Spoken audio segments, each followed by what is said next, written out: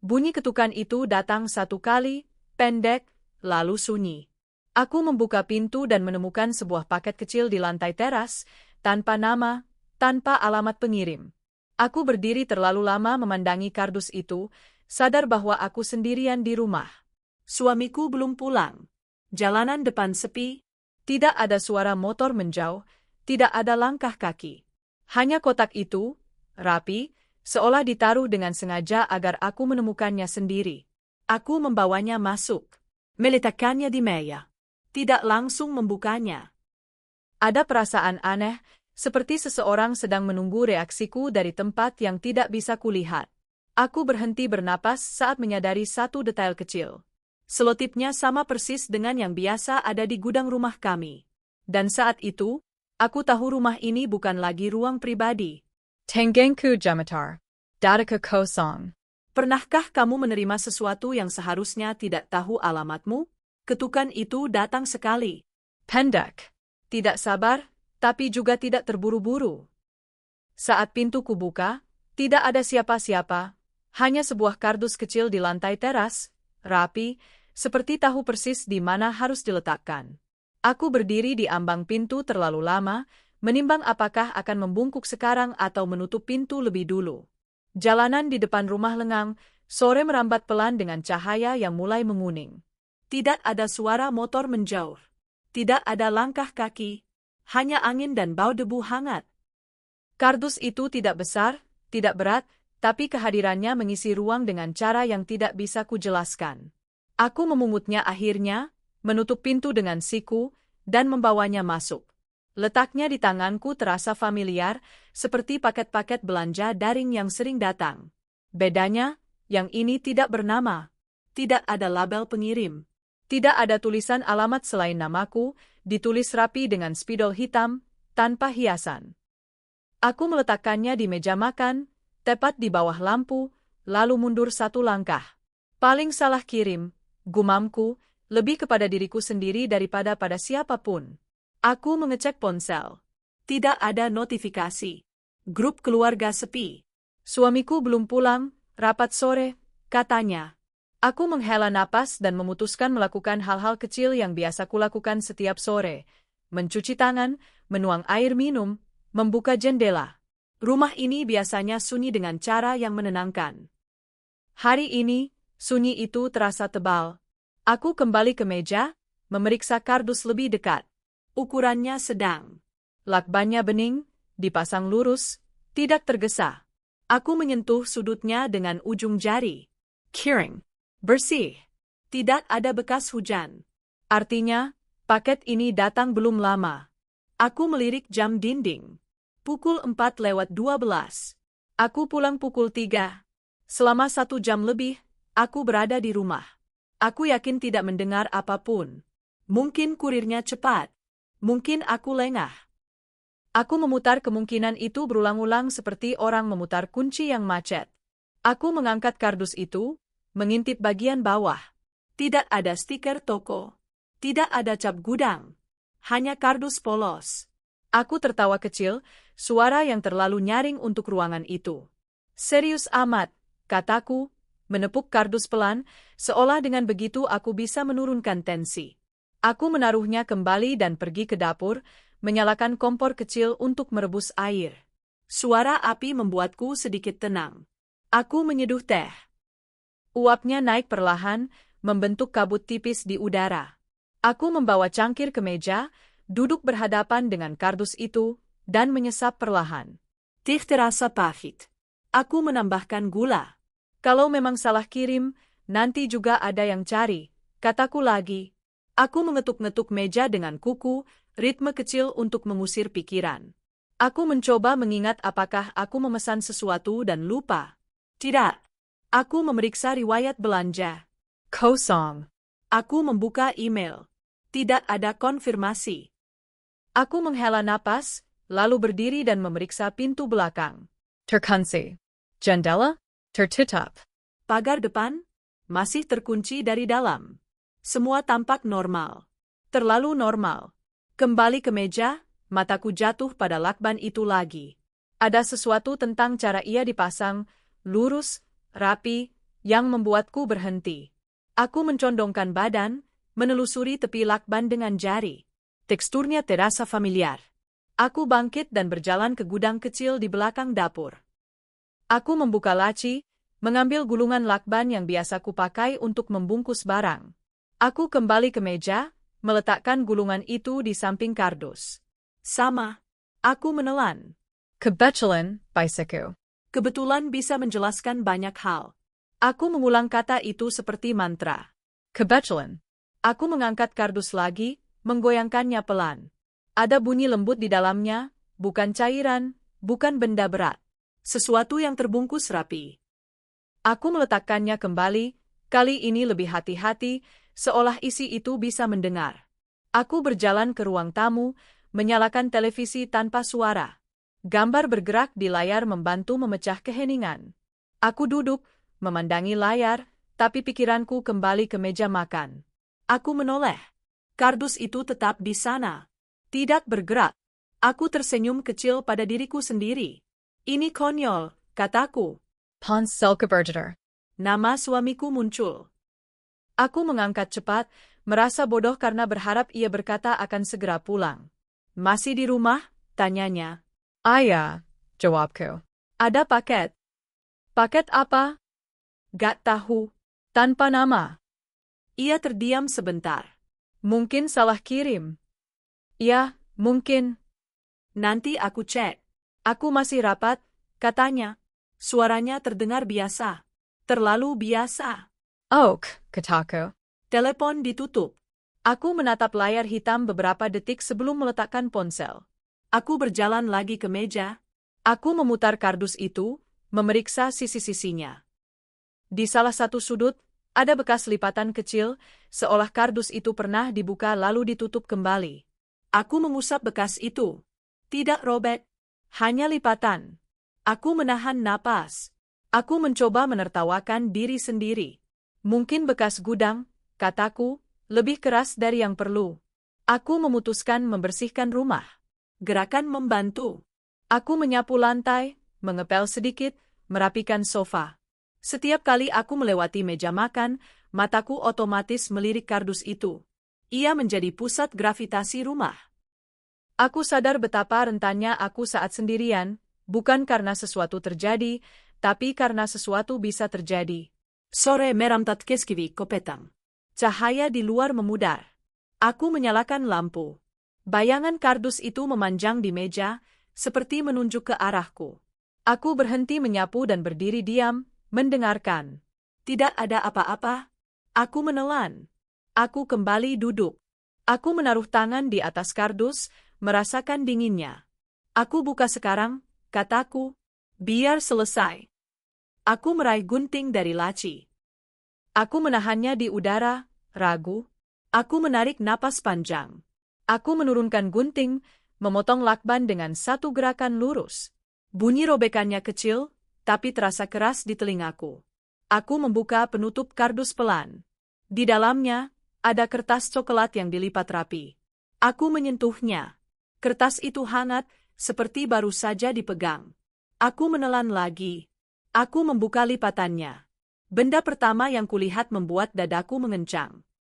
Aku menutup kardus cepat, seperti refleks, lalu membuka lagi, memastikan aku tidak salah lihat. Di dalamnya ada sesuatu yang kukenal. Terlalu kukenal. Sesuatu yang seharusnya tidak berada di sana. Aku merasakan getaran halus di tangan. Aku duduk perlahan, kursi berderit.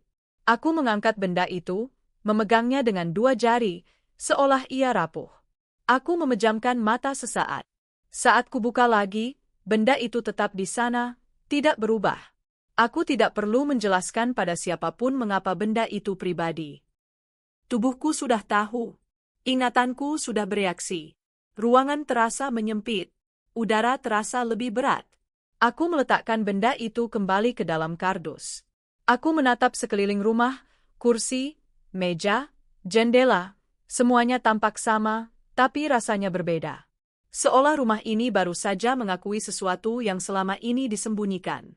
Aku menutup kardus, merapatkan penutupnya tanpa menempelkan lakban. Aku duduk diam, mendengarkan detak jam dinding. Setiap detik jatuh dengan suara yang jelas. Aku menyadari satu hal sederhana yang membuat tengkuku dingin. Siapapun yang mengirim paket ini tahu sesuatu tentangku. Sesuatu yang tidak ditulis di alamat. Sesuatu yang tidak bisa salah kirim. Aku berdiri, mematikan televisi. Keheningan kembali, kali ini tanpa penyangga. Aku mematikan lampu ruang tamu, menyisakan lampu meja di atas kardus. Cahaya itu membentuk lingkaran kecil, seperti panggung. Aku menatapnya, lalu mengalihkan pandanganku ke pintu depan. Aku memeriksa kuncinya lagi. Aku tidak menangis. Aku tidak berteriak. Aku hanya berdiri di tengah rumah yang tiba-tiba terasa terlalu luas dan terlalu dekat sekaligus, dengan satu pikiran yang berputar tanpa henti. Ini bukan lelucon. Dan saat aku akhirnya berani membuka kardus itu sekali lagi, menatap isinya dengan mata terbuka penuh, rasa ingin tahuku runtuh menjadi sesuatu yang lebih gelap, ketakutan yang nyata. Aku tidak tidur malam itu. Bukan karena aku sibuk membuka kotak, tapi karena aku sibuk menahan diri untuk tidak membukanya lagi. Kardus itu kutaruh di atas meja makan, di bawah lampu, seperti benda bukti. Aku berjalan berputar di rumah, memeriksa kunci, memeriksa jendela, lalu kembali ke meja, seolah jarak beberapa langkah bisa mengubah kenyataan. Pukul 1 lewat, suamiku belum pulang. Ponselku sudah berkali-kali menampilkan, memanggil, lalu sunyi.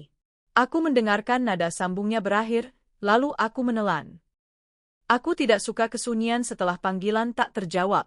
Kesunyian itu terasa seperti pintu yang ditutup pelan dari sisi lain. Aku akhirnya duduk. Menatap kardus. Mengangkat penutupnya lagi. Benda itu masih di sana. Tidak berubah. Sebuah jepit rambut kecil yang dulu kupakai saat kuliah, warna hitam dengan ujung logam sedikit berkarat. Barang remeh yang seharusnya hilang bertahun-tahun lalu. Aku ingat betul kapan terakhir aku melihatnya.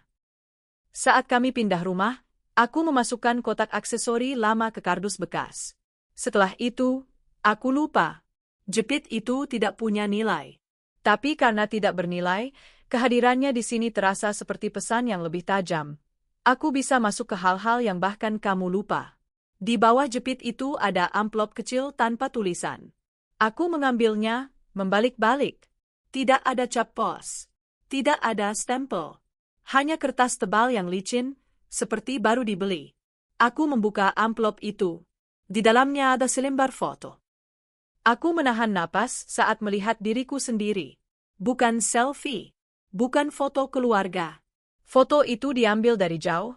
Aku sedang turun dari mobil di depan rumah, tangan membawa belanjaan, rambut tertutup kerudung yang kupakai siang itu. Wajahku tidak jelas, tapi postur tubuhku, tas belanja, bahkan sepatu yang kupakai, semua cukup untuk memastikan, ini aku. Dan foto itu baru. Terlalu baru. Aku menaruh foto itu di meja seperti benda panas. Tenggengku tersedenggan. Aku berdiri, berjalan ke jendela, mengintip keluar. Jalanan gelap. Lampu teras menyinari halaman kecil, pagar tertutup rapat. Tidak ada orang. Tapi perasaan, dilihat, menempel pada kulitku seperti debu. Aku kembali ke meja dan mengambil foto itu lagi. Di pojok kanan bawah, ada tulisan kecil dengan spidol hitam, jangan panik. Kalimatnya sederhana. Tapi cara ia ditulis, hurufnya rapi, tenang, membuatnya jauh lebih mengganggu. Orang yang menulis ini tidak ingin menakut-nakuti secara kasar. Ia ingin mengendalikan. Aku menutup mata sejenak, menarik napas, lalu membuka lagi. Aku mencari hal lain di dalam kardus. Curtis Coquelat, Lipton. Di bawahnya, sebuah benda kecil lain, kunci cadangan rumah. Kunci yang seharusnya ada di gantungan belakang lemari, selalu kusimpan untuk keadaan darurat. Aku menoleh cepat ke arah lorong, seolah kunci itu bisa berlari kembali ke tempatnya. Aku berdiri, berjalan ke lemari, membuka gantungan. Ruang itu kosong. Hanya bekas debu berbentuk kunci yang dulu menggantung. Aku kembali ke meja dengan langkah yang tidak stabil. Kalau ini benar, maka orang itu bukan hanya mengamati. Ia punya akses. Ia bisa masuk kapanpun, atau setidaknya ia ingin aku percaya begitu. Aku menekan nomor suamiku lagi. Nada sambung. Sekali. 2 kali. Lalu tersambung, tapi bukan suaranya. Hanya suara musik dari kejauhan dan napas orang lain. Halo? Suaraku pecah sedikit. Tidak ada jawaban. Hanya bunyi kursi digeser, lalu suara seperti kain bergeset. Mas, ini aku, kataku, lebih tegas. Jawab. Tiba-tiba sambungan terputus.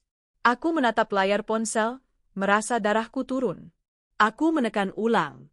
Kali ini langsung masuk voicemail. Aku mengirim pesan, kamu di mana? Tolong jawab. Ini penting. Pesan terkirim, centang 1, lalu 2. Tapi tidak dibaca.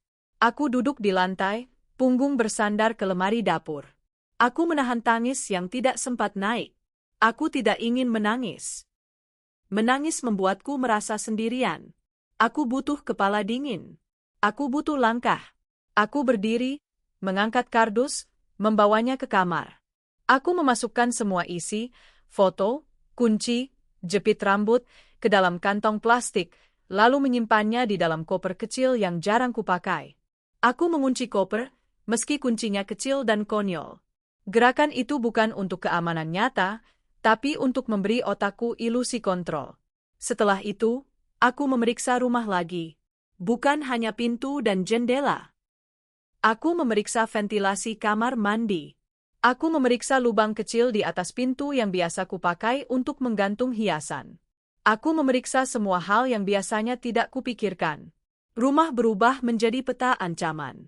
Setiap sudut bisa menyimpan mata. Pukul 2 lewat, aku membuka aplikasi kamera ponsel dan menyalakan mode rekam. Aku berjalan dari satu ruangan ke ruangan lain, merekam pintu, kunci, jendela. Aku tidak tahu apa yang kucari. Tapi aku ingin ada jejak bahwa aku tidak mengada-ada. Jika besok aku bicara, aku butuh bukti bahwa malam ini terjadi. Aku teringat tetangga sebelah, Bu Rina, yang kadang suka duduk di teras. Aku memikirkan kemungkinan ia melihat seseorang menaruh paket. Aku ragu. Aku tidak ingin membuat orang lain masuk ke dalam lingkaran ini tanpa tahu seberapa dalamnya. Tapi sendirian juga tidak aman. Aku mengintip keluar lewat gorden. Lampu teras Bu Rina menyala. Ada bayangan bergerak di dalam rumahnya. Aku membuka pintu pelan, melangkah ke teras, lalu berhenti. Udara malam dingin. Jalan sepi. Suara jangkrik terdengar jelas. Aku ingin menyeberang. Tapi kaki tidak bergerak. Ada rasa takut yang aneh. Takut terlihat oleh orang yang sudah jelas melihatku. Aku kembali masuk, mengunci pintu, dan menekan kunci lebih keras dari perlu. Aku membuka ponsel lagi, memeriksa pesan suami. Tidak ada. Aku membuka lokasi terakhir yang terhubung. Tidak bisa. Aku memaki pelan, bukan karena marah pada teknologi, tapi karena marah pada ketidakpastian. Pagi datang dengan mata yang perih. Aku membuat kopi yang terlalu pahit. Aku duduk di meja makan, menatap jendela depan. Aku menunggu suamiku pulang atau setidaknya memberi kabar. Jam 7 lewat. Jam 8. Jam 9. Pintu akhirnya terbuka pukul 9 lewat sedikit. Suamiku masuk dengan wajah lelah, jaket masih menempel, rambutnya sedikit basah seperti baru kena hujan. Ia berhenti melihatku, seperti terkejut aku duduk di situ tanpa menyapa. Kamu dari mana? Suaraku tenang, terlalu tenang. Rapat molor. Habis itu ada makan malam, jawabnya cepat. HP mati. HP mati sampai pagi, tanyaku, pelan. Ia menelan. Power bank ketinggalan. Aku tidak langsung menuduh. Aku hanya berdiri, berjalan ke dekatnya, memperhatikan matanya. Mata orang yang jujur berbeda dari mata orang yang sedang menghitung. Ada paket semalam, kataku. Paket? Ia mengernyit. Tanpa nama, kataku. Isinya, kunci cadangan rumah. Wajahnya berubah. Bukan terkejut, tapi sesuatu yang lebih kecil, lebih cepat. Sepersekian detik, seperti orang yang hampir salah mengucap kata. Lalu ia tersenyum kaku. Kunci cadangan? Mungkin kamu salah taruh. Aku menatapnya lama. Aku cek. Tidak ada. Ia menarik napas, menepuk saku celananya, mencari sesuatu yang tidak ada. Biar aku lihat nanti, katanya, menghindari tatapanku. Ia berjalan ke kamar, melepas jam tangan, meletakkannya di meja dengan bunyi keras. Bunyi itu membuatku sadar. Rumah ini bukan hanya mengawasi.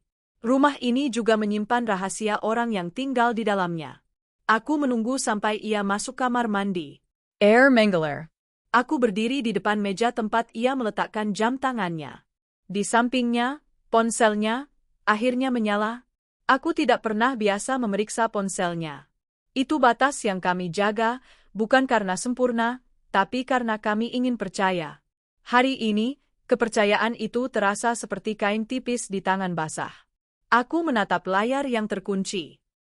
Ada notifikasi yang muncul sebentar sebelum hilang, paket sudah sampai. Dari nomor yang tidak kukenal. Jangan berhenti sepersekian. Aku memegang ponsel itu tanpa membukanya, hanya merasakan hangatnya, seperti memegang bukti yang masih hidup. Air dari kamar mandi terus mengalir. Suara itu menutup ruang, memberi ilusi bahwa semuanya normal. Aku meletakkan ponsel kembali tepat seperti semula. Aku mundur satu langkah. Napasku pendek. Kalau nomor itu mengirim pesan ke suamiku, berarti paket itu bukan ditujukan untukku saja. Dan untuk pertama kalinya sejak kardus itu muncul, ketakutan bergeser arah, menjadi kecurigaan yang punya nama dan jarak paling dekat. Bunyi air kamar mandi mengalir seperti penutup yang sempurna. Ia menutupi jeda, menutupi ketegangan, menutupi hal-hal yang tidak ingin didengar rumah ini. Aku berdiri di ruang tengah, menatap pintu kamar mandi yang tertutup, dan merasakan sesuatu yang aneh. Bukan takut pada suara, tapi takut pada sunyi yang akan datang ketika air berhenti. Aku kembali ke meja makan. Kursi-kursi tersusun rapi. Kardus itu sudah kusimpan di koper, tapi bayangannya masih menggantung di ruangan. Aku menatap jam dinding. Detiknya berjalan stabil. Terlalu stabil untuk hidup yang baru saja berubah. Suamiku keluar dari kamar mandi dengan rambut basah, handuk melingkar di leher. Ia berjalan ke dapur, membuka kulkas, mengambil air, minum panjang. Ia tidak bertanya lagi soal paket. Seolah semalam tidak pernah ada. Seolah kunci cadangan rumah hilang begitu saja tanpa meninggalkan bekas. Aku mau tidur, katanya. Kamu mau lihat paketnya? Tanyaku, ringan. Ia menoleh sebentar. Matanya kosong, Lila. Nanti aja. Aku pusing. Itu jawaban yang selalu efektif. Pusing, capek, rapat, kata-kata yang menutup percakapan tanpa terlihat menolak. Ia masuk kamar dan menutup pintu. Bunyi kliknya kecil, tapi cukup untuk membuat kulitku merinding.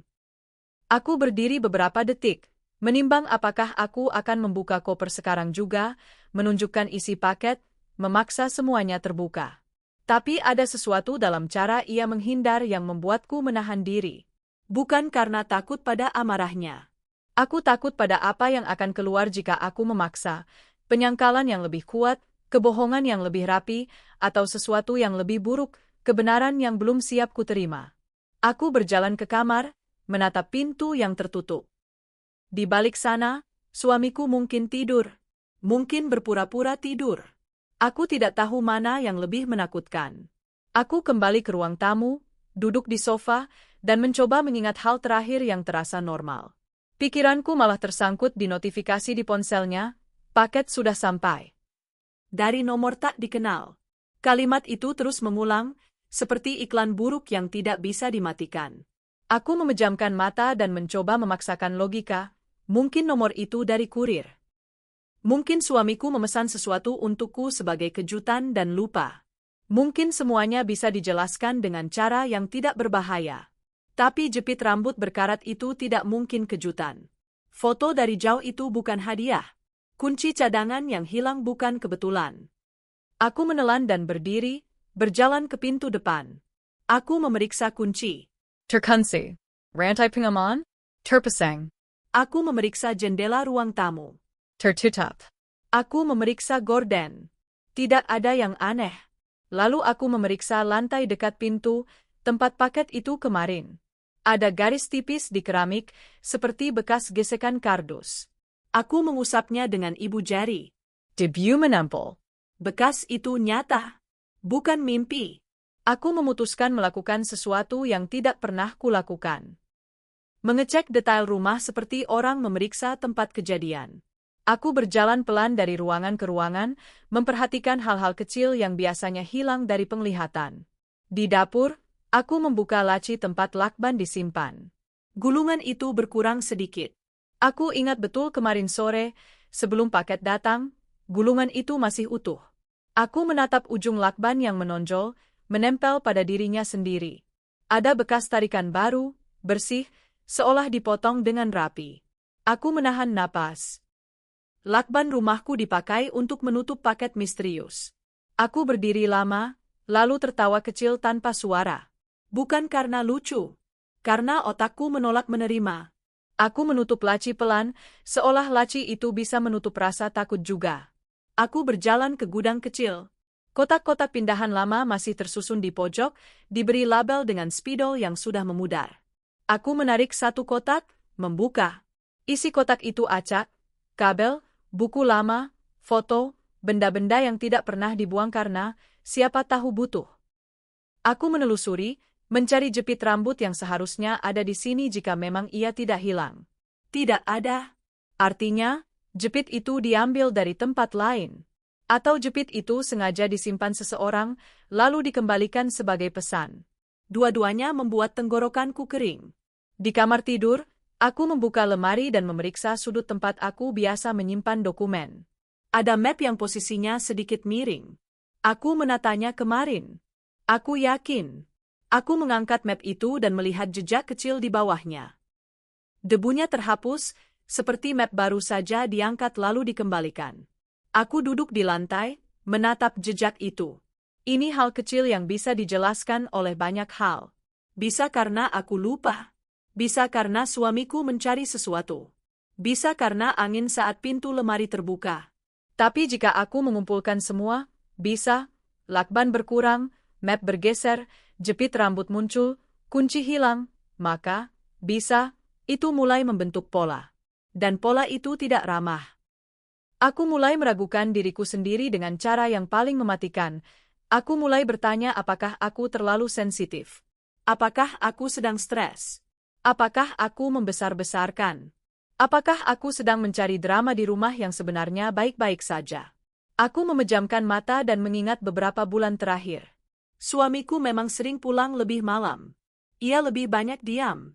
Tapi itu bisa karena kerja. Rumah tangga selalu punya fase. Aku menenangkan diri dengan kalimat itu, berulang, seperti menepuk bayi agar tidur. Namun ketika aku membuka mata, aku melihat sesuatu di lantai kamar, sebuah titik hitam kecil dekat kaki lemari. Aku mendekat, memungutnya dengan ujung jari. Itu bukan debu. Itu serpihan plastik kecil, seperti potongan dari segel pengaman. Aku mengernyit, memutar benda itu di antara jari. Serpihan itu terlihat seperti bagian dari segel kabel ties yang biasa dipakai untuk mengikat sesuatu. Aku tidak pernah punya kabel ties di rumah. Aku berdiri perlahan, membawa serpihan itu ke dapur, menaruhnya di atas piring putih agar terlihat jelas. Aku menatapnya lama. Kepala keberanian. Suamiku tidak pernah menyebut kabel ties. Aku tidak pernah membeli. Jadi dari mana? Aku berjalan kembali ke pintu depan, lalu ke teras. Aku memeriksa pagar. Terkunci dari dalam. Tapi di gagang pagar, ada noda kecil, seperti minyak atau keringat yang sudah mengering. Aku menyentuhnya. Lengket. Aku menelan. Aku memandang jalan kompleks. Ada beberapa orang lewat, menyapa. Aku membalas dengan senyum tipis. Aku merasa seperti berdiri di panggung, berpura-pura menjadi istri yang biasa, sementara di dalam tubuhku, alarm berbunyi. Aku kembali masuk, menutup pintu, mengunci. Suamiku masih di kamar. Tidak ada suara. Aku berdiri di lorong, mendengarkan. Sunyi itu membuatku sadar, rumah ini bukan hanya tempat tinggal. Rumah ini bisa menjadi alat, dan alat tidak punya moral. Ia berpihak pada siapapun yang memegang kendali. Aku menuju meja makan, membuka koper, mengeluarkan kantong plastik berisi isi paket. Aku menaruhnya di meja seperti benda bukti. Japit rambat. Foto. Kunci cadangan. Kalimat, Jangan panik, yang sekarang terdengar seperti ejekan. Aku memotret semuanya, satu persatu, dengan ponselku. Aku menyimpan di folder tersembunyi. Aku mengirim salinan ke email pribadiku. Tindakan itu membuatku sedikit tenang, seperti menambatkan perahu di tengah badai. Lalu aku melakukan hal yang paling sulit, aku mengetuk pintu kamar suamiku. Tidak ada jawaban. Aku mengetuk lagi. Mas. Suami. Aku menempelkan telinga ke pintu. Tidak terdengar napas. Tidak terdengar gerakan. Aku menelan. Aku memutar gagang pintu perlahan. Terkunci. Ia mengunci diri dari dalam. Aku mundur satu langkah, merasa jantungku menghantam tulang rusuk. Mengunci pintu kamar tidur bukan kebiasaan kami. Tidak pernah. Itu bukan hal besar, tapi di tengah semua ini, itu seperti garis yang ditarik. Ada ruang yang tidak boleh kumasuki. Aku berdiri lama di lorong, menatap pintu itu. Lalu aku mendengar sesuatu, bukan dari dalam kamar, tapi dari arah belakang rumah. Bunyi kecil, seperti sesuatu bergeser di luar jendela dapur. Aku berbalik cepat. Aku berjalan pelan ke dapur, mematikan lampu agar pantulan kaca berkurang, lalu mengintip keluar. Halaman belakang sepi. Tanaman pot diam. Tidak ada gerakan. Tapi jendela belakang sedikit terbuka. Celahnya kecil, hanya beberapa milimeter. Cukup untuk udara, cukup untuk sesuatu yang lain. Aku yakin kemarin sore aku menutupnya rapat. Aku menyentuh jendela itu. Ada bekas jari di kaca, bekas halus yang hanya terlihat dari sudut tertentu. Aku mengusapnya dengan kain, dan di kain itu tertinggal noda samar, seperti minyak kulit. Terbuka denjen. Aku menahan napas, memeriksa pengunci jendela. Kuncinya tidak rusak, hanya tidak terkunci. Aku berdiri di depan jendela itu, mendengar detak jam di ruang tamu, mendengar kulkas berdengung, mendengar sunyi yang sekarang terasa seperti orang. Bukti fisik itu sederhana. Tapi ia menjawab pertanyaan yang selama ini kutahan, rumah ini pernah diakses. Tanpa sepengetahuanku. Aku menutup jendela rapat, mengunci. Tenggengku jamatar. Aku menyalakan lampu dapur lagi, dan cahaya itu terasa terlalu terang, seolah mengungkap semua sudut yang selama ini nyaman. Aku menatap pintu kamar suamiku sekali lagi. Terkunci. Suami. Di meja makan, isi paket menunggu seperti saksi bisu. Di piring putih, serpihan kabel ties terlihat kecil tapi tajam. Aku duduk di kursi, menatap semuanya, dan untuk pertama kalinya aku berhenti mencoba meyakinkan diri bahwa ini hanya ketakutan berlebihan. Karena rasa takutku kini punya bentuk, punya jejak, punya bukti. Dan ketika aku akhirnya menyadari itu, sesuatu di dalam diriku bergeser. Ketakutan yang selama ini membuatku beku berubah pelan-pelan menjadi sesuatu yang lebih aktif, insting bertahan hidup yang mulai bangun. Aku mengganti cara hidupku dalam satu hari. Bukan dengan keputusan besar, tapi dengan hal-hal kecil yang biasanya tidak kupikirkan. Aku tidak lagi berdiri terlalu dekat jendela, aku tidak lagi menyalakan lampu luar sampai benar-benar gelap, aku menaruh kunci mobil di saku, bukan di meja. Setiap kebiasaan lama terasa seperti celah. Pagi itu, suamiku masih mengunci diri di kamar. Tidak ada suara, tidak ada langkah, hanya sunyi yang mengambang di lorong seperti asap tipis. Aku tidak mengetuk lagi. Aku tidak memaksa. Aku memilih bertahan, karena memaksa berarti memicu. Aku membuat sarapan seperti biasa. Nasi hangat, telur dadar, kopi. Tanganku bergerak otomatis, tapi telingaku tetap terpasang. Setiap bunyi kecil, klik kompor, gesekan piring, air mengalir, terasa terlalu keras. Aku makan tanpa rasa, menatap kursi kosong di seberang. Kursi itu seperti mengingatkan, ada seseorang di rumah ini yang tidak lagi berdiri di pihakku. Saat pintu kamar akhirnya terbuka, suamiku keluar dengan wajah datar. Ia tidak menatap meja makan. Ia mengambil ponselnya, memasukkan ke saku, lalu berdiri sebentar seolah menunggu aku berkata sesuatu. Aku tidak. Aku membiarkan jeda itu panjang, membiarkan ia merasakan bahwa aku tidak lagi mudah dibentuk. Aku harus ke kantor, katanya. Jam segini? Suaraku tenang. Ia mengangkat bahu. €80. Aku mengangguk. Hati-hati. Ia menatapku sekilas. Di matanya ada sesuatu yang cepat, bukan takut, bukan marah, lebih seperti mengukur. Seperti orang yang melihat perubahan di wajah orang lain dan bertanya, sejauh apa dia tahu? Ia keluar. Pintu depan menutup. Bunyi klik kunci dari luar terdengar 2 kali. Ia mengunci. Dari luar. Aku berdiri di ruang tamu, memegang pinggiran meja, merasakan dinginnya kayu. Ia mengunci aku di dalam rumah yang sudah terbukti bisa dimasuki orang lain. Itu bukan tindakan panik. Itu tindakan sadar. Aku berjalan ke pintu, mencoba memutar kunci. Terbuka dari dalam, tapi rantai pengaman tidak bisa dipasang. Aku merasakan napasku naik. Aku memaksa turun. Jangan panik. Kalimat di foto itu menggema, dan aku benci karena aku sedang mengikuti instruksi orang lain. Aku memeriksa jendela belakang lagi. Terkunci. Aku memeriksa ventilasi. Aku memeriksa semua. Lalu aku duduk di lantai ruang tamu, membuka koper, mengeluarkan kantong plastik berisi isi paket. Jepit rambut, foto, kunci. Aku menatapnya seperti menatap bukti kasus yang belum punya judul. Aku tahu paket itu berkaitan dengan masa lalu.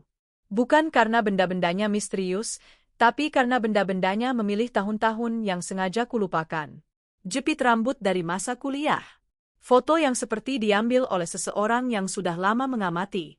Kunci cadangan. Kunci yang selalu kusimpan sejak pindah ke rumah ini, sejak awal baru yang kubangun bersama suamiku. Awal baru. Kata itu terasa seperti lelucon sekarang. Aku memejamkan mata, mencoba mengingat malam-malam awal kami tinggal di sini.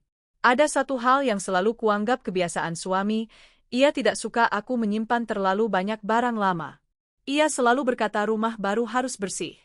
Jangan bawa masa lalu. Waktu itu aku menganggapnya perhatian. Sekarang aku mengingat betapa sering ia memindahkan kardus-kardusku tanpa bertanya, betapa sering ia berkata, biar aku rapihin. Dan aku membiarkannya. Karena percaya. Aku membuka gudang lagi, menarik semua kotak lama, meletakkannya di lantai. Aku mulai mengacak isi dengan tangan yang lebih tegas. Aku mencari bukan jepit rambut, aku mencari jejak tangan lain. Di kotak kedua, aku menemukan album foto lama. Album yang seharusnya di dalam lemari, bukan di gudang. Aku membuka. Halaman-halamannya rapi. Tapi satu foto hilang. Aku tahu foto itu. Foto aku dan seorang pria yang bukan suamiku, berdiri di depan kampus, tersenyum dengan cara muda yang bodoh. Foto itu dulu membuat suamiku diam saat pertama kali melihatnya. Ia tidak marah. Ia hanya berkata, kamu masih simpan ini. Aku mengingat jawabanku dulu, cuma kenangan. Sekarang kenangan itu tidak ada. Hilang. Aku menelan, merasakan tenggorokanku kering. Aku menutup album, memeriksa halaman yang robek halus. Bukan robek kasar. Robek rapi, seperti diambil pelan agar tidak terlihat. Aku duduk di lantai gudang, menatap album itu. Masa lalu yang kupikir terkubur ternyata diatur ulang oleh seseorang. Dan paket itu, dengan jepit rambut dan foto, seolah ingin berkata, masa lalu tidak hilang, ia hanya dipindahkan ke tangan yang salah. Aku mendengar suara mesin mobil lewat di depan rumah. Aku berhenti bergerak. Aku mendengarkan sampai suara itu jauh.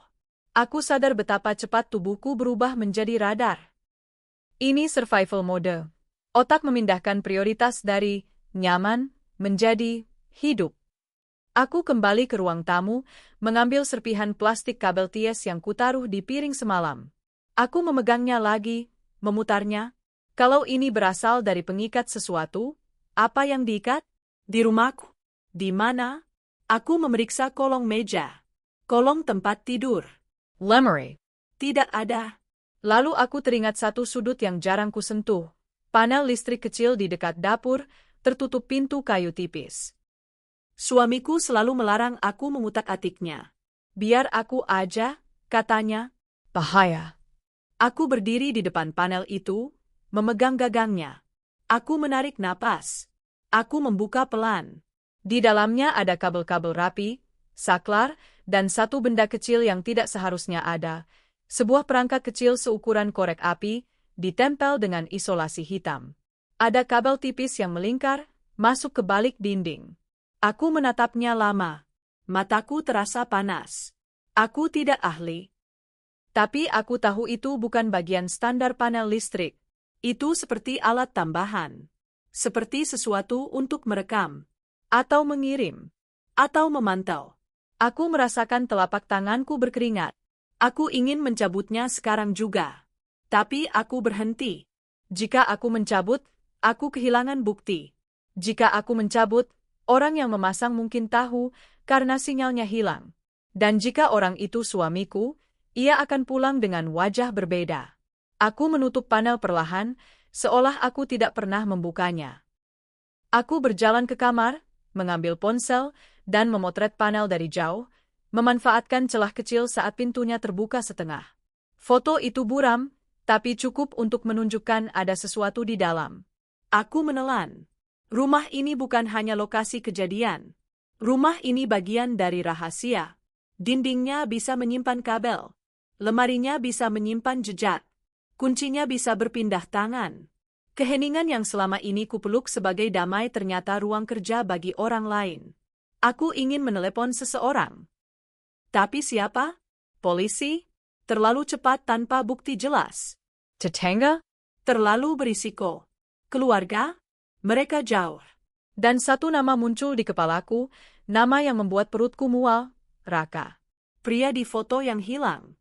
Mantan yang bertahun-tahun lalu memintaku berhenti percaya pada orang yang terlalu rapi. Aku mengusir nama itu. Aku tidak ingin masa lalu kembali. Tapi paket ini sudah menariknya masuk. Aku mencoba menghubungi suamiku sekali lagi. Ponselnya tidak aktif. Aku mengirim pesan singkat, netral. Aku mau ke minimarket. Perlu sesuatu?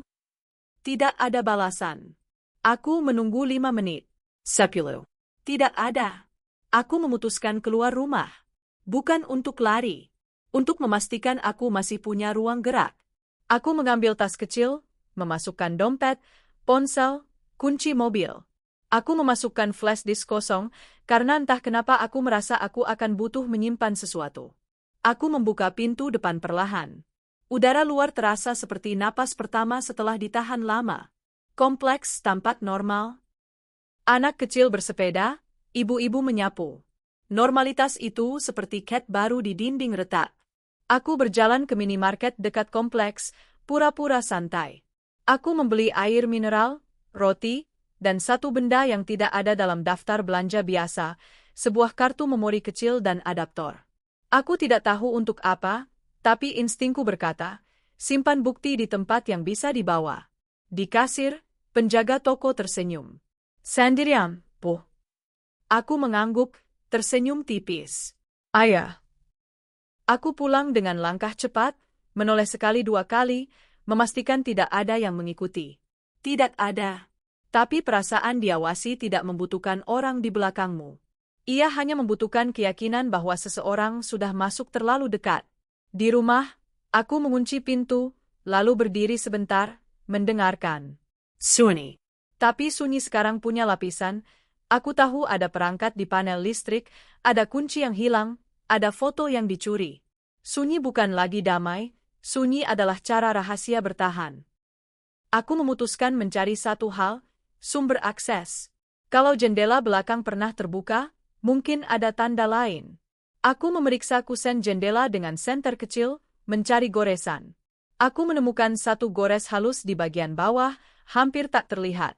Aku menekannya dengan kuku. Masih baru. Aku memotret goresan itu. Aku mulai mengumpulkan bukti seperti orang yang tidak punya pilihan lain. Foto. Catatan waktu. Recommend. Aku menuliskan semuanya di notes.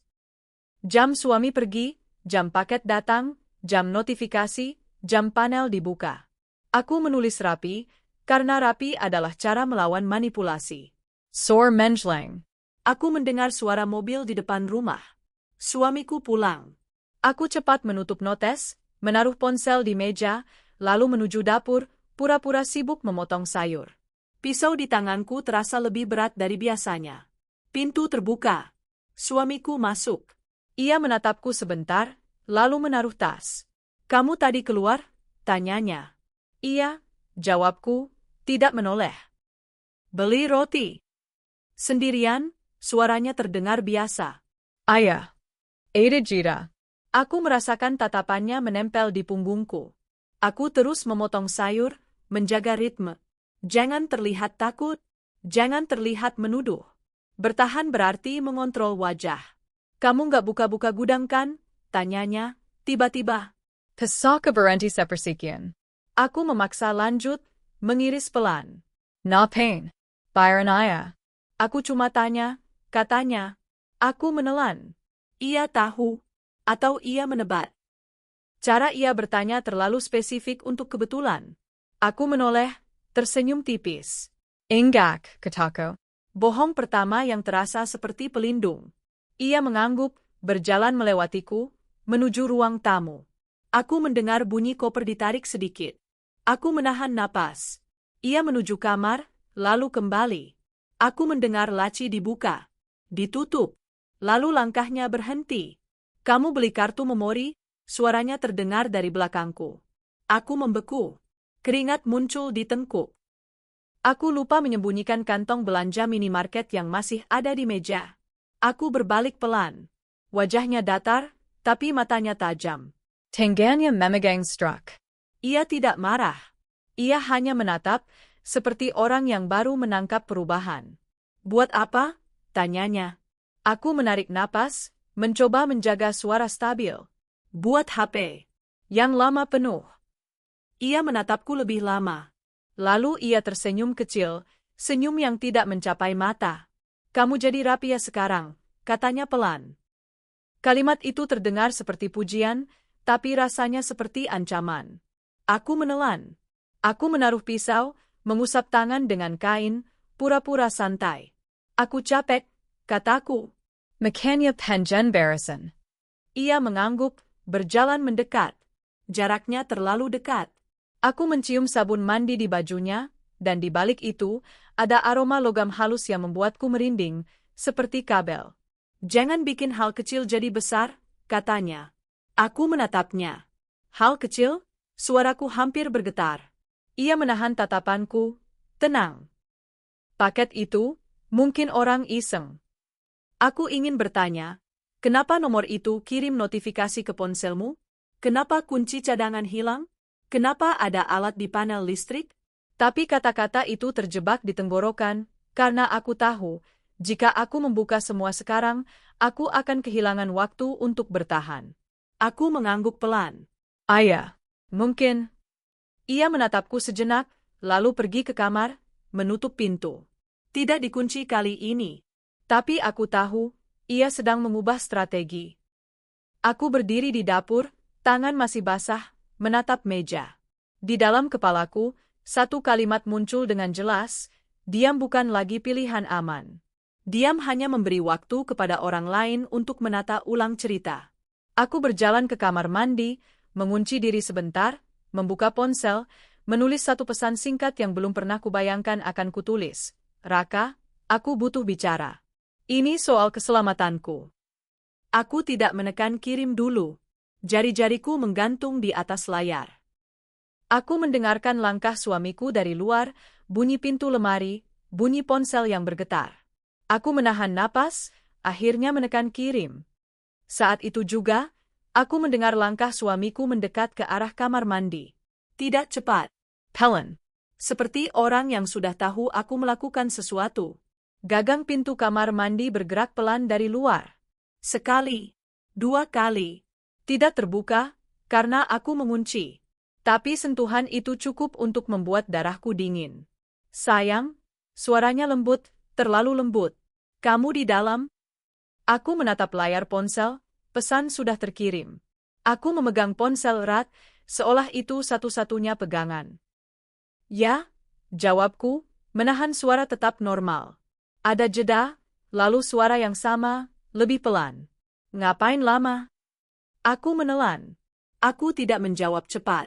Aku mengatur napas, merasakan jantung memukul telapak tangan. Di luar, ia tidak pergi. Ia menunggu.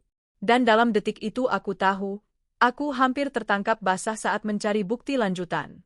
Ia tidak perlu melihat layar ponselku. Ia hanya perlu merasakan perubahan ritme di rumah ini. Aku membuka keran air agar terdengar biasa. Aku menatap cermin, melihat wajahku sendiri, pucat, tapi mata sudah berubah. Tidak lagi mencari kenyamanan. Mencari jalan keluar.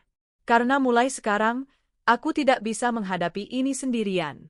Pesan itu tidak langsung dibalas. Aku menunggu dengan ponsel di tangan, duduk di lantai kamar mandi, mendengarkan langkah suamiku menjauh. Air masih mengalir, menabrak porselen dengan suara yang sengaja kubiarkan keras. Aku menunggu sampai bunyi pintu kamar terdengar, sampai rumah kembali ke ritme pura-pura normal. Balasan datang 5 menit kemudian. Singkat. Tanpa basa-basi. Aku bisa dengar. Di mana kamu? Aku menutup mata. Raka selalu seperti itu.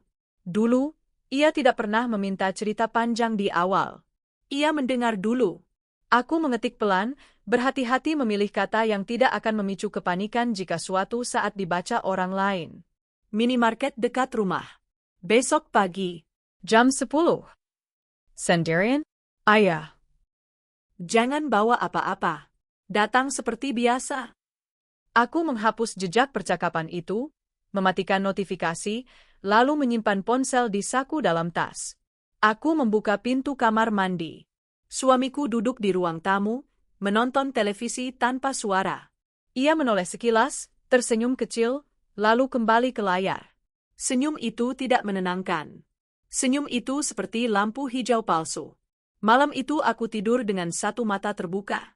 Aku tidak bermimpi, tapi aku tidak benar-benar tidur. Setiap kali suamiku bergerak, aku bangun. Setiap kali ponsel bergetar, aku menahan napas. Pagi datang terlalu cepat, dengan cahaya yang terasa mengganggu. Aku berpakaian sederhana. Tidak terlalu rapi. Tidak mencolok. Aku menyiapkan sarapan seperti biasa. Suamiku makan sambil melihat ponsel, sesekali mengetik. Aku tidak bertanya kemana ia pergi hari ini. Aku tidak ingin membuka topik apapun yang bisa mengubah rencanaku. Aku keluar sebentar, kataku akhirnya. Beli sayur. Sendirian? Tanyanya, seperti kemarin. Ayah. Ia mengangguk. Jangan lama. Kalimat itu jatuh seperti perintah, bukan saran. Aku mengangguk balik, mengambil tas, dan keluar sebelum pikiranku berubah. Udara pagi terasa lebih dingin dari biasanya. Aku berjalan ke mobil dengan langkah yang kujaga tetap normal, tidak tergesa, tidak ragu. Saat mesin menyala, aku melihat ke kaca spion. Rumah itu berdiri diam, menyimpan terlalu banyak rahasia untuk sebuah bangunan biasa. Minimarket ramai. Orang-orang keluar masuk. Aku memilih duduk di meja kecil di pojok, dekat rak minuman. Jam di dinding menunjukkan 10:02.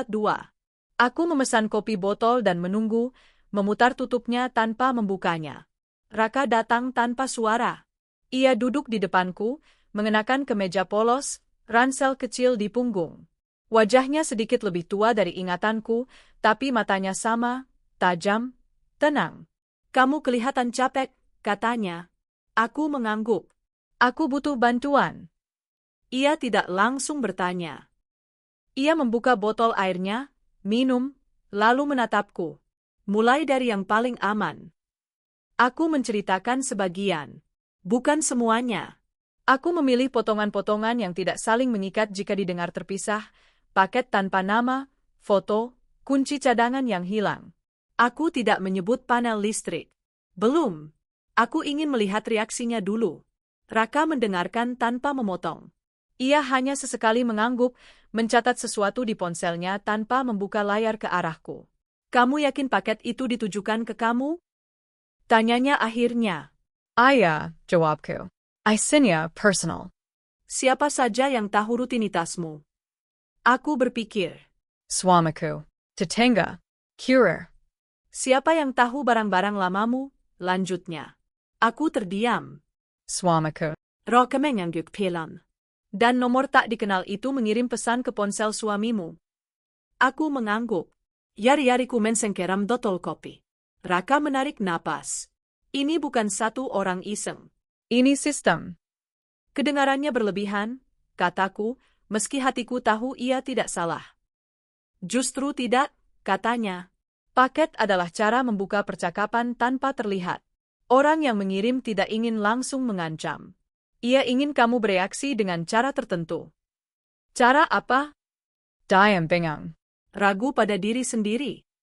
Aku menelan. Itu berhasil. Raka menatapku lama. Kamu punya bukti? Aku ragu. Aku melihat sekeliling. Orang-orang sibuk dengan urusan mereka. Aku membuka tas, mengeluarkan ponsel, dan menunjukkan foto-foto yang kupotret. Jepit rambut, foto dari jauh, kunci cadangan, bekas goresan jendela. Aku berhenti sebelum foto panel listrik. Raka memperhatikan dengan saksama. Wajahnya tidak berubah, tapi rahangnya mengeras. Ini terencana, katanya pelan. Dan bukan baru. Kamu pikir suamiku terlibat? Aku pikir suamimu tahu lebih banyak daripada yang dia katakan, jawabnya hati-hati. Atau, dia bagian dari ini. Kata-kata itu tidak meledak. Mereka jatuh pelan, tapi berat. Aku merasakan perutku mual. Aku butuh kamu menyimpan ini, kataku. Aku menyerahkan flash disk kosong yang sudah kupasang kartu memori di dalamnya. Kalau sesuatu terjadi sama aku... Raka mengangkat tangan. Jangan lanjutkan kalimat itu. Ia mengambil flash disk, menyimpannya di saku dalam.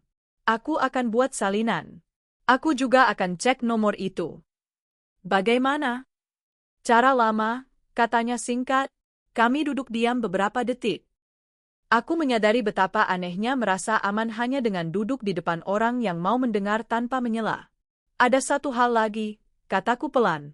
Aku menunjukkan foto panel listrik. Aku belum berani menyentuhnya. Raka menatap layar itu lama. Kamu benar untuk tidak menyentuh. Itu alat. Untuk apa? Bisa banyak. Rekam suara. Pantau listrik. Kirim sinyal, katanya. Tapi yang penting bukan fungsinya. Lalu apa? Fakta bahwa rumahmu sudah dimodifikasi. Kata, dimodifikasi, membuatku merinding. Rumahku bukan lagi milikku sepenuhnya. Kamu jangan pulang dulu, kata Raka. Habiskan waktu. Jangan langsung kembali. Aku tidak bisa lama, kataku. Kalau aku berubah terlalu drastis, dia curiga. Raka mengangguk. Kalau begitu, pulang seperti biasa. Jangan ubah rutinitas. Jangan konfrontasi. Aku bisa tahan? Tanyaku. Kamu sudah tahan sejauh ini, katanya. Kami berpisah tanpa pelukan. Tanpa janji berlebihan. Itu membuat semuanya terasa lebih nyata. Aku kembali ke mobil, duduk sebentar sebelum menyalakan mesin. Tanganku gemetar, tapi bukan seperti kemarin. Ini gemetar orang yang tahu ia tidak sendirian, tapi juga tahu bahaya belum pergi. Di rumah, suamiku sudah ada. Ia duduk di sofa, membaca sesuatu di tablet. Ia menoleh saat aku masuk. Lama, katanya. Ramai, jawabku. Ia mengangguk, matanya menyapu tas belanjaku. Aku meletakkannya di meja, mengeluarkan sayur, roti, air. Aku bergerak seperti biasa, tapi aku merasakan tatapannya menempel di setiap gerakanku, seperti ia menghitung napas. Sore itu berjalan lambat. Aku memasak. Kami makan. Kami menonton televisi. Percakapan kami pendek, fungsional. Tidak ada pertengkaran. Tidak ada pengakuan. Itu yang paling melelahkan. Malam, aku menerima pesan dari Raka. 1 baris. Nomor itu bukan 1. Ada jaringan. Aku membaca pesan itu berulang-ulang. Jaringan berarti lebih dari 1 orang. Lebih dari 1 titik. Lebih dari 1 paket. Aku membalas singkat. Seberapa besar? Terlalu rapi untuk amatir, tulisnya. Dan mereka pakai pola lama. Pola lama. Kata itu membuka kemungkinan yang lebih gelap. Ini bukan pertama kali dilakukan. Dan jika bukan pertama kali, berarti aku bukan target terakhir. Aku mematikan layar, menyimpan ponsel, lalu berjalan ke kamar mandi. Aku menatap cermin. Wajahku tampak sama, tapi mataku berbeda. Ada ketegangan baru, bukan hanya takut, tapi sadar. Di luar kamar, suamiku bergerak, menutup pintu, mematikan lampu. Rumah tenggelam dalam gelap yang tidak pernah benar-benar gelap. Aku berbaring, memunggungi suamiku, mendengarkan napasnya. Ter, tenang. Seolah tidak ada apa-apa. Tapi aku tahu sekarang, paket itu bukan ancaman tunggal. Itu peringatan. Dan orang yang berani mendengar baru saja mengatakan sesuatu yang membuat waktu terasa menyempit. Karena jika ini jaringan, maka mereka tidak menunggu. Mereka bergerak. Dan aku tidak punya banyak waktu. Aku belajar tersenyum tanpa mengubah detak jantung. Itu keterampilan baru yang kupelajari cepat karena rumah ini menuntutnya. Setiap pagi aku bangun lebih awal, membuat kopi, membuka jendela seperlunya, menata bantal sofa seperti biasa. Normalitas adalah kostum. Aku memakainya dengan hati-hati. Suamiku berubah dengan cara yang tidak mencolok. Ia tidak marah. Ia tidak mengancam. Ia merapikan. Ia menyederhanakan. Ia menghilangkan hal-hal kecil dari rumah. Kertas bekas, kabel lama, kardus kosong, seolah sedang membersihkan, padahal sedang menutup jejak. Setiap kali aku bertanya, jawabannya ringan. Biar rapi. Biar nggak numpuk. Kamu kan suka rumah bersih. Aku mengangguk. Aku ikut menumpuk sampah ke kantong hitam. Aku menutup mulut dari pertanyaan yang ingin keluar. Aku menyimpan semua yang penting di satu tempat yang tidak ia sentuh. Saku dalam tas kerja yang selalu kubawa. Pagi itu, tetangga depan menyapa dengan cara yang berbeda. Senyum mereka sama, tapi tatapannya lebih lama. Ada paket lagi, Bu? Salah satu dari mereka bercanda. Aku tertawa kecil, menggeleng. Lelucon itu terasa seperti pancingan. Aku membalas dengan candaan datar, lalu masuk rumah. Aku menutup pintu dan menyandarkan punggung. Nafasku pendek. Aku mendengarkan. Sunyi. Aku membuka ponsel dan melihat pesan dari Raka, singkat dan dingin, mereka mulai membersihkan. Aku mengetik balasan, lalu menghapusnya. Aku tidak ingin jejak digital bertambah. Aku menaruh ponsel di saku, berjalan ke dapur, dan menyalakan air. Bunyi air membantu menutup pikiran. Siang itu, suamiku pulang lebih awal. Ia membawa 2 kotak kardus kecil. Perlengkapan rumah, katanya. Biar lebih aman. Aku melihatnya membuka kotak, sensor pintu, kamera kecil, kabel. Peralatan yang bisa berarti perlindungan atau pengawasan. Ia memasangnya dengan cekatan, seolah sudah sering. Aku berdiri di ambang pintu, menyaksikan tanpa bertanya. Kamera di ruang tamu, tanyaku, netral. Biar aman, katanya. Kamu kan suka sendirian di rumah. Aku mengangguk. Kata, sendirian, bergaung. Ia menempatkan kamera di sudut tinggi, mengarah ke pintu dan meja makan. Meja tempat paket itu dulu diletakkan. Aku menelan. Sor menjleng. Lampu menyala satu persatu. Bayangan bergerak di dinding seperti potongan film. Aku merasa rumah ini sedang direkam dari berbagai sudut, oleh alat, oleh mata, oleh ingatan.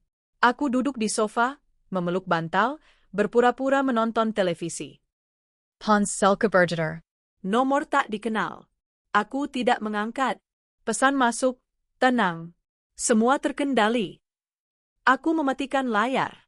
Aku berdiri, berjalan ke dapur, dan membuka laci. Lakban itu sudah habis.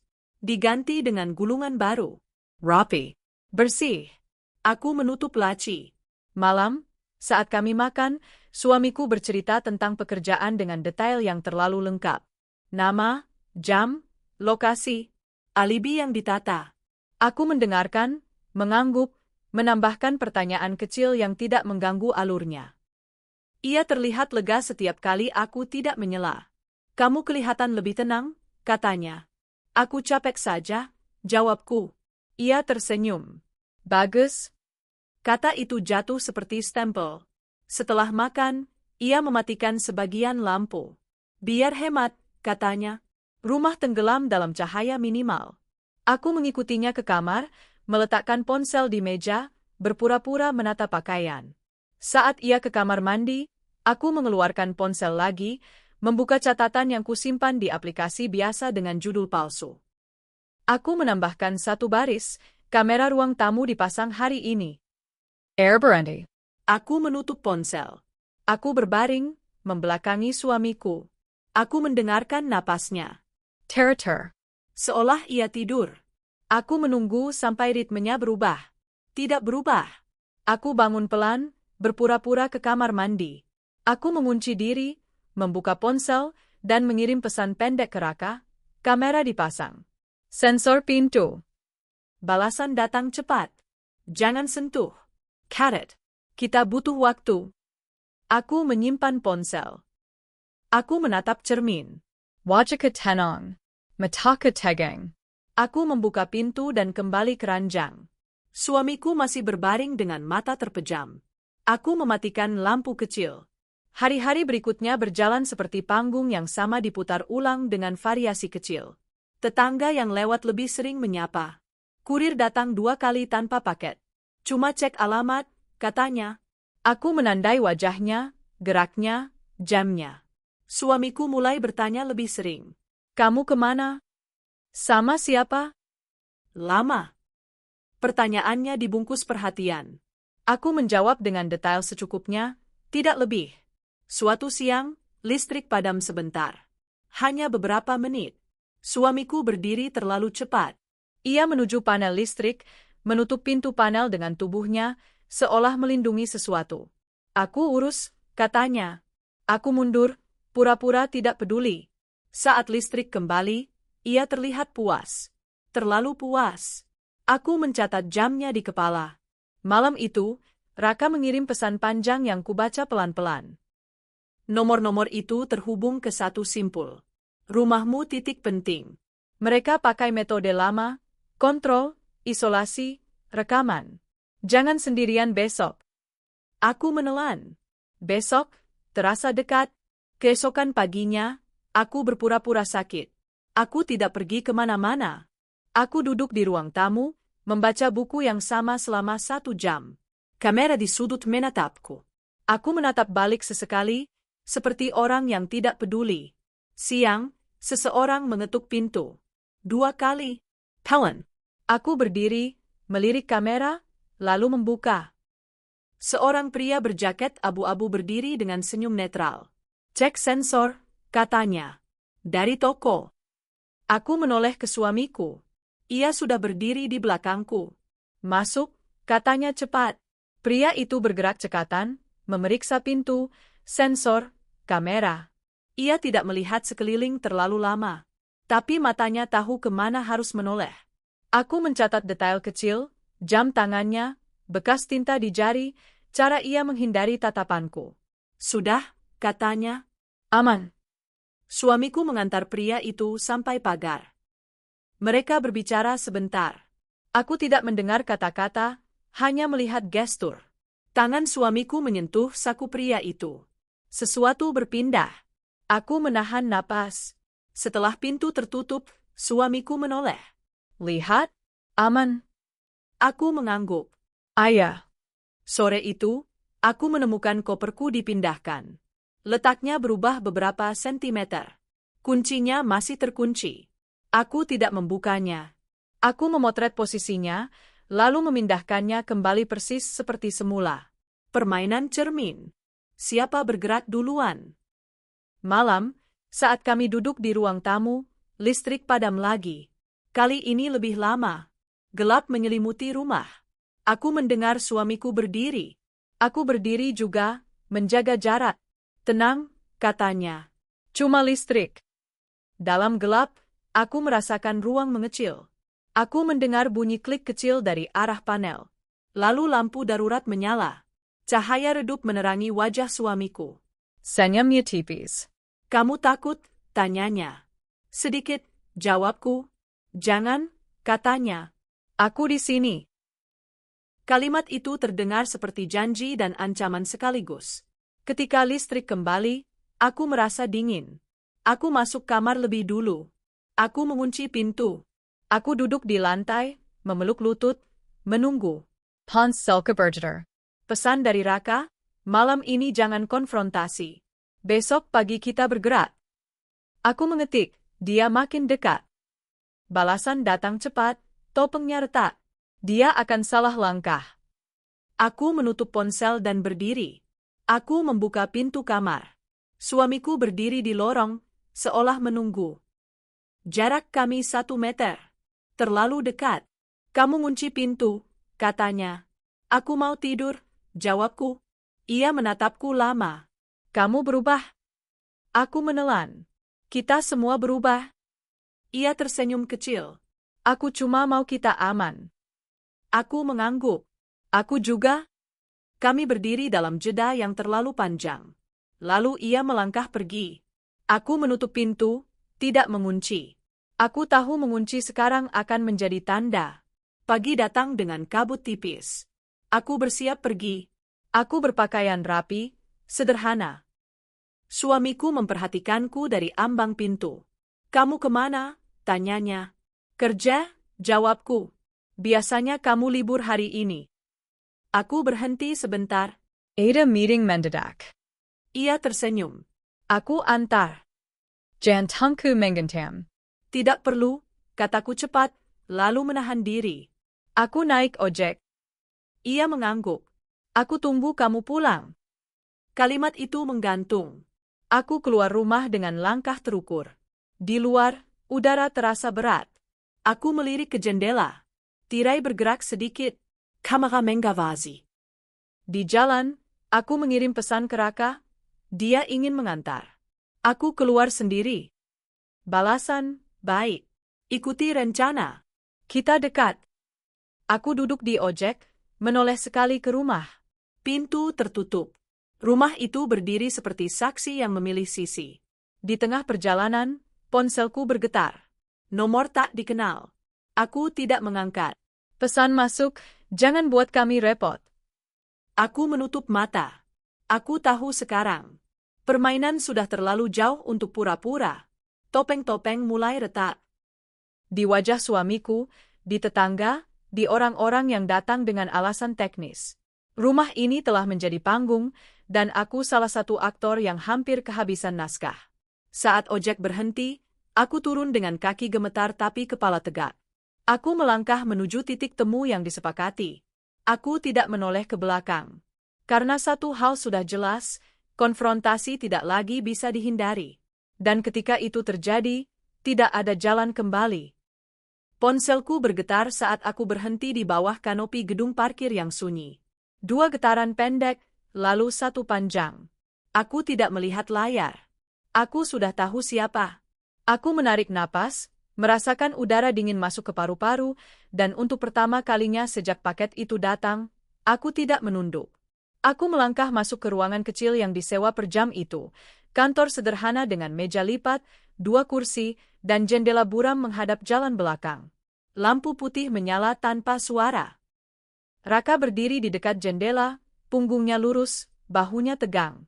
Di meja, map coklat terbuka, kertas-kertas tertata rapi seperti potongan puzzle yang akhirnya menemukan bingkainya. Kita mulai, katanya. Suaranya tenang, seperti orang yang sudah lama menunggu momen ini. Aku duduk. Tanganku tidak gemetar. Itu mengejutkanku. Raka menggeser 1 foto ke depanku, potongan rekaman dari kamera ruang tamu, diambil dari sudut yang bukan milikku. Waktu tertera jelas.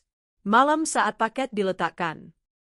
Ada bayangan masuk, kunci memutar, pintu terbuka.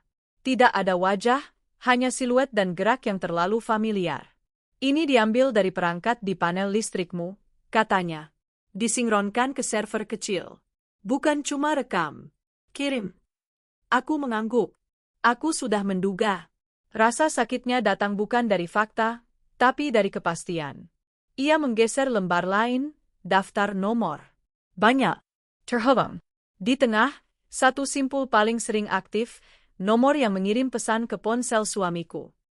Dari sana, bercabang ke teknisi, kurir, dan 2 alamat IP di luar kota. Ini jaringan pengawasan kecil, katanya. Bukan kriminal besar. Bukan amatir. Mereka hidup dari kontrol. Untuk apa? Tanyaku. Suaraku rendah.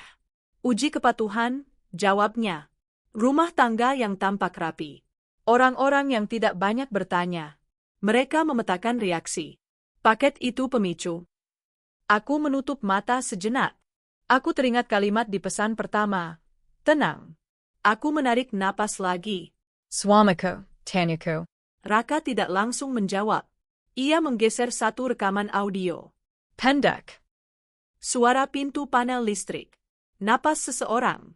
Suara laki-laki yang kukenal, tanpa nama, memberi instruksi singkat. Tidak kasar. Tidak panik. Tenang. Dia bukan otak, kata Raka akhirnya. Dia operator dalam rumah. Titik akses. Kata-kata itu tidak menjerit. Mereka jatuh pelan dan memecahkan sesuatu di dadaku. Aku membiarkan diriku merasakannya, tapi tidak lama. Ada hal lain yang lebih penting. Bagaimana menghentikannya? Tanyaku. Rokemen Yukyom. Sekarang, Rencana kami sederhana dan sunyi. Tidak ada drama. Tidak ada teriakan. Hanya urutan langkah yang harus tepat. kami akan memutus server kecil itu, mengamankan bukti, dan memaksa satu pengakuan yang tidak bisa ditarik. Tanpa menyentuh jaringan besar. Tanpa memicu reaksi liar. Aku kembali ke rumah menjelang senja. Langit berwarna abu-abu, seperti kertas yang menunggu ditulis. Aku membuka pintu dengan kunci yang masih bekerja, ironi yang membuatku ingin tertawa. Kamera menatapku. Aku menatap balik, tersenyum tipis, seperti orang yang baru pulang dengan belanjaan. Suamiku ada di dapur. Ia memotong bawang, gerakannya rapi. Bau bawang memenuhi ruangan, pedih tapi bersih. Kamu cepat, katanya. Meeting diaper spat, jawabku. Ia mengangguk. Makan malam? Nanti, kataku. Aku mau mandi. Aku berjalan melewati ruang tamu, menyentuh panel listrik dengan ujung jari seolah tak sengaja. Ada getaran kecil, hidup. Aku masuk kamar mandi, mengunci pintu, dan menunggu. Hitung sampai 10. Hitung sampai 20. Hans Selkeberger. Satu pesan dari Raka, sekarang. Aku membuka pintu. Swamika Menali. Aku berdiri di ambang, menatapnya. Kita perlu bicara, kataku. Ia berhenti memotong. Peso dilatakan pelen. Ia menatapku, menimbang. Tentang apa? Paket itu, kataku. Satu langkah maju. Tentang panel listrik. Ada Jita. Microdetic. Wajahnya tidak runtuh. Tapi bahunya turun sedikit. Seperti orang yang tahu panggungnya berubah. Kamu capek, katanya. Aku tahu, jawabku. Dan aku punya rekaman. Ia tersenyum tipis. Kamu salah paham. Aku menggeleng. Tidak. Aku mengeluarkan ponsel, memutar potongan audio, cukup satu kalimat. Suaranya sendiri, tenang, memberi instruksi. Ruangan terasa mengecil. Ia menatap lantai. Lalu ke kamera. Lalu kembali ke aku. Ini untuk keamanan, katanya. Kamu tidak tahu betapa berbahayanya dunia. Aku tahu, kataku. Karena kamu membawanya masuk ke rumah. Ia menarik napas. Kamu aman. Tidak, kataku. Aku dikontrol. Ia melangkah mendekat. Aku mundur setengah langkah, cukup. Kita bisa bereskan, katanya pelan. Matikan saja. Kita kembali seperti dulu. Kembali kemana? Tanyaku. Keskivi keketohongan. Ia terdiam. Aku melihatnya memilih kata. Itu pilihannya yang terakhir. Kalau kamu bicara, katanya, banyak orang dirugikan. Termasuk aku, jawabku. Aku menoleh ke kamera. Matikan. Ia tertawa pendek. Kamu tidak bisa.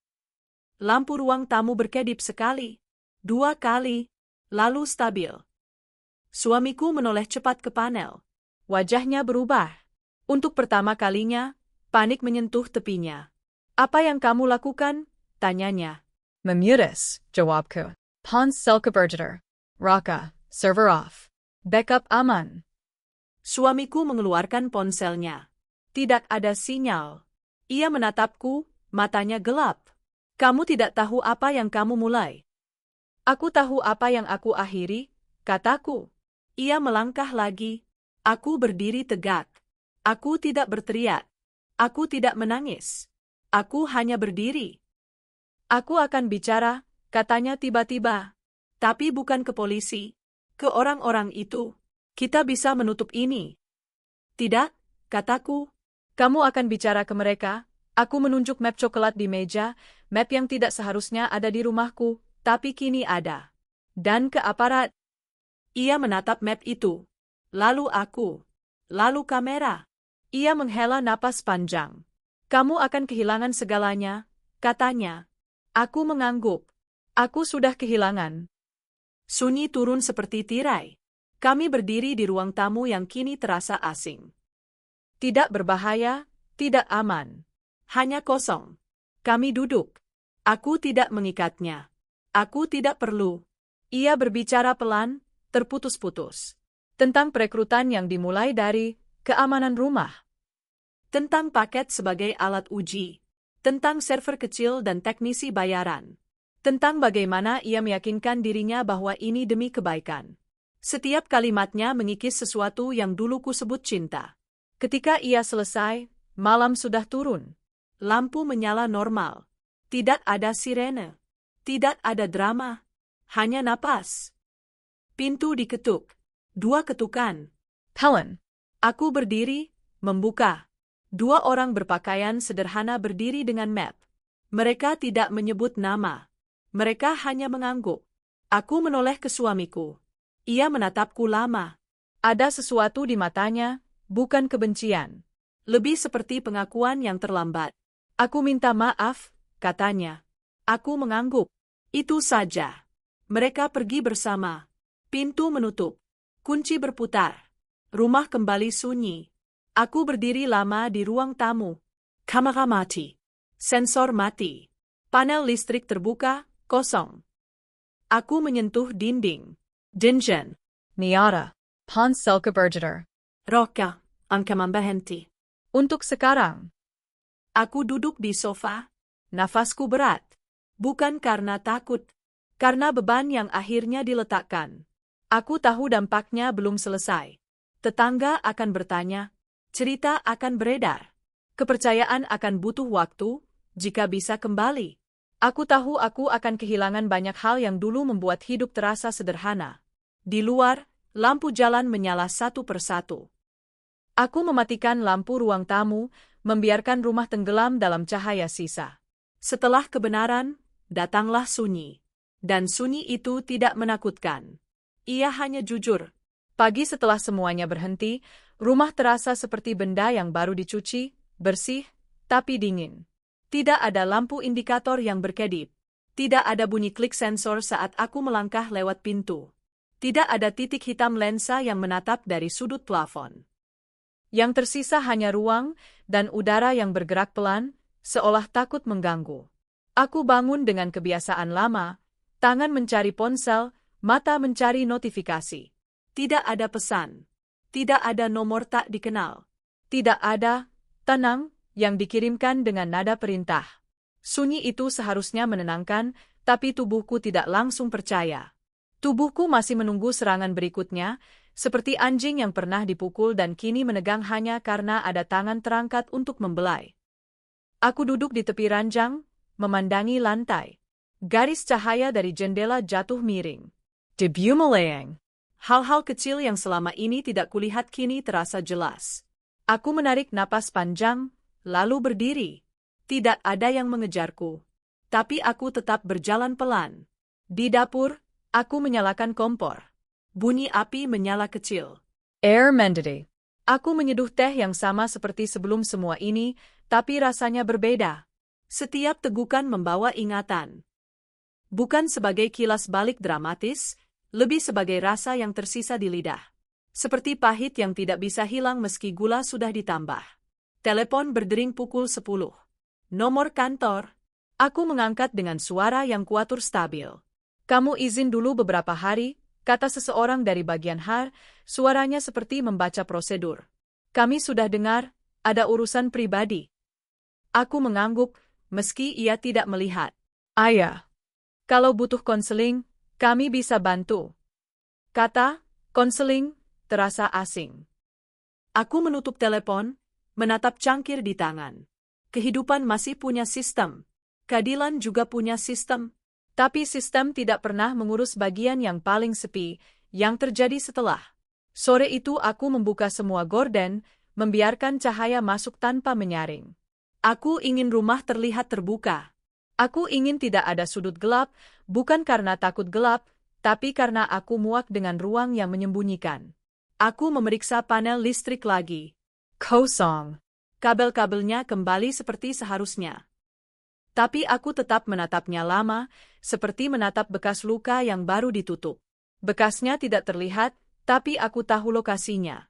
Aku menata ulang rumah dengan tangan sendiri. Bukan untuk rapi. Untuk kepemilikan. Aku memindahkan kursi. Aku mengubah posisi meja makan. Aku mengganti letak tanaman. Hal-hal kecil yang mungkin tidak berarti bagi orang lain, tapi bagiku terasa seperti menancapkan bendera. Ini ruangku. Malam, aku duduk di ruang tamu tanpa menyalakan televisi. Aku mendengarkan suara kompleks, motor lewat, anak tetangga tertawa, pintu pagar dibuka.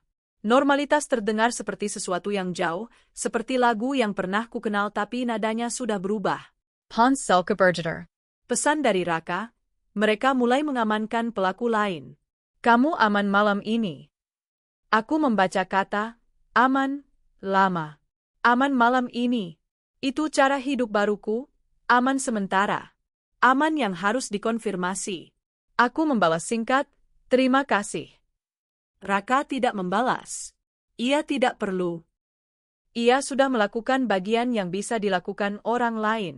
Sisanya harus kulakukan sendiri, bagian yang tidak terlihat kamera.